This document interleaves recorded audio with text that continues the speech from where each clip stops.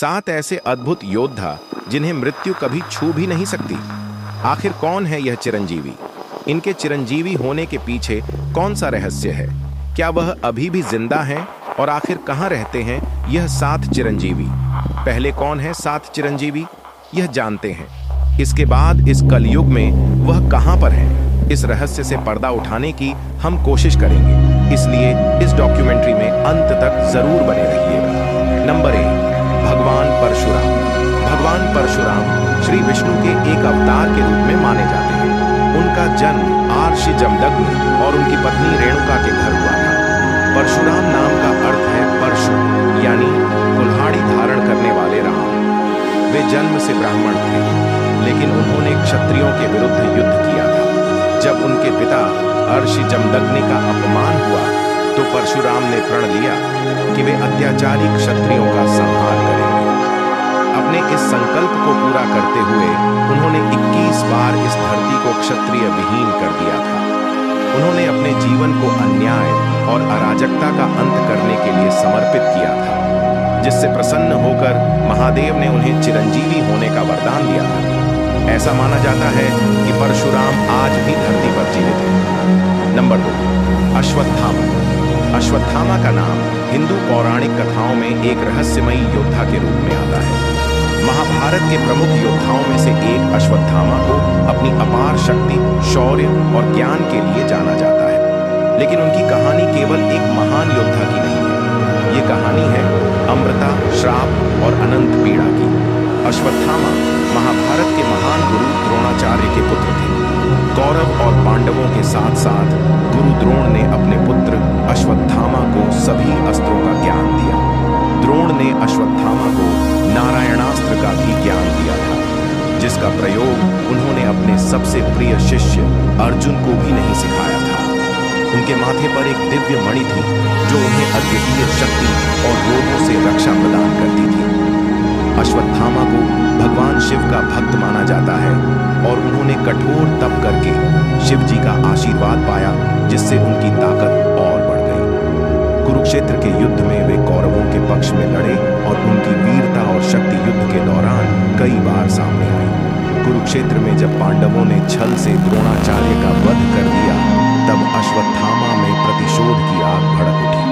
पांडवों का नाश करने के लिए उन्होंने नारायणास्त्र का प्रयोग किया, जिसे किसी भी तरह रोका नहीं जा सकता था। जब अश्वत्थामा ने इस अस्त्र का प्रयोग किया तो कुरुक्षेत्र में पांडवों की सेना में हाहाकार मच गया। नारायण अस्त्र भगवान विष्णु का दिव्य अस्त्र था। इस अस्त्र के सामने जो आता था वह भस्म हो जाता था। इस अस्त्र को काटने की जितनी कोशिश की जाती थी, यह अस्त्र उतना ही तीव्र हो जाता था। नारायणास्त्र को रोकने का एकमात्र तरीका था कि उसके सामने आत्मसमर्पण कर दिया जाए, यानी कोई हथियार ना उठाए और शांत हो जाए। अश्वत्थामा के नारायणास्त्र से बचने के लिए श्री कृष्ण ने पांडवों को सलाह दी कि वे और उनकी सेना सभी हथियार छोड़कर शांत खड़े हो जाएं और अस्त्र के सामने आत्मसमर्पण करें। श्री कृष्ण के कहे अनुसार जिन्होंने हथियार छोड़ दिए और शांत खड़े हो गए, वे सुरक्षित रहे। लेकिन जो योद्धा डर और गुस्से में आकर नारायणास्त्र का सामना करने लगे, वे अस्त्र की तीव्र अग्नि में जल गए। इस तरह श्री कृष्ण की सूझबूझ और सलाह से पांडवों और उनकी सेना ने नारायणास्त्र के प्रचंड प्रभाव से बचने में सफलता पाई। युद्ध के अंतिम दिन दुर्योधन की मृत्यु के बाद अश्वत्थामा ने पांडवों से बदला लेने की ठानी। रात के समय अश्वत्थामा ने पांडवों के शिविर में घुसकर पांडवों के सभी पुत्रों का वध कर दिया।